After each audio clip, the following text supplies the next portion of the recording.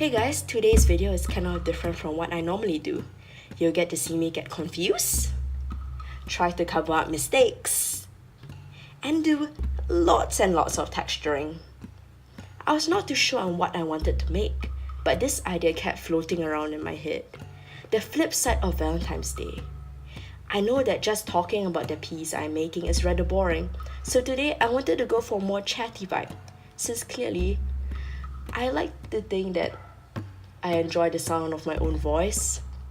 Anyways, with 14 February being right around the corner, I'm sure you've been seeing all the hearts, all the pet promotions, the roses going on sale. How does this season make you feel? When making this piece, I was thinking about the symbolism of a heart. A heart is often seen as the embodiment of love, and a blackened heart is symbolic of one that has grown bitter through experiences of heartbreak. But thinking about this piece, it's more of an experimentation. Maybe it has a deeper meaning, or maybe it doesn't. But for me, having not made something out of polymer clay in ages, this was meant to help me get into the groove of it. I do enjoy making a lot of steampunk pieces, and while I was not looking at anything in particular, I was thinking of making a heart that was more inspired by this theme. And although I didn't involve a lot of gears and machinery, I did try to include it in the little small screwdrivers that I included. I know for my friends in a relationship, Valentine's Day will mean a lot of dedication poses for each other in social media. You know, the ones that you see and you kind of feel jealous for them, but at the same time you want to feel happy for them. So for myself, it's just another day. If you aren't into the Valentine's Day vibe because you're single, why don't you see it as a massive me, myself, and I day? I love Valentine's Day for one big thing, the promotions. Because it's like a package deal. Buy 2 items at a discount. Stores do not discriminate if it's a gift for yourself or a significant other. So do take advantage of that.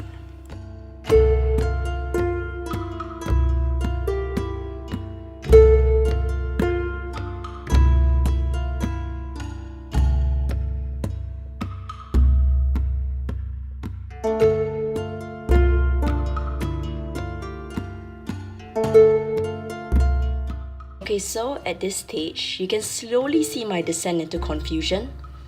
I hadn't really planned out what else to do besides the texturing and ribs coming in from one side of the heart, so I was left with a lot of empty space to fill in. I didn't want the attention to be drawn away from the ribs, but at the same time, I wanted to not make the piece look too plain.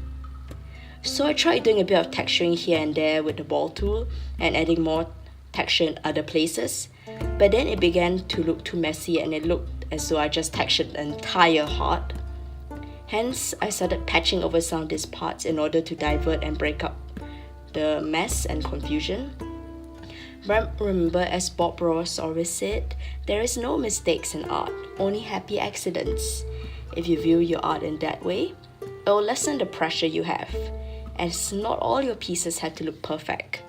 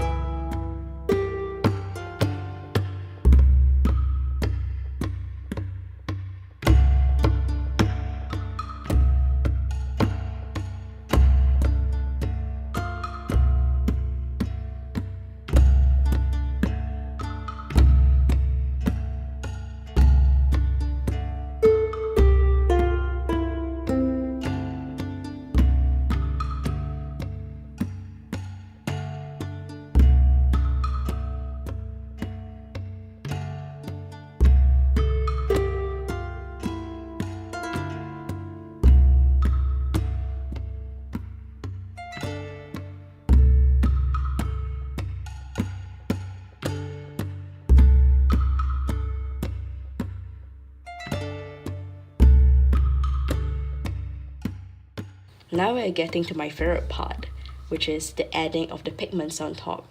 I love adding the pigments to black clay because it makes the piece look so much more different. Like all the texture that you have put in, you finally get to see them and see what it actually looks like.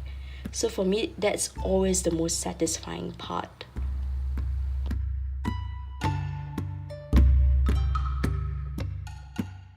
Of course, if you tend to get overboard with the pigments and tend to slather it over the entire piece, you tend to lose some of the shadows initially created when you first put on the pigment.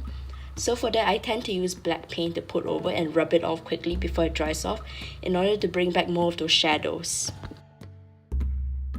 That's all for the video. Thank you for watching. If you like it, please do like and subscribe for more content. I'll see you soon.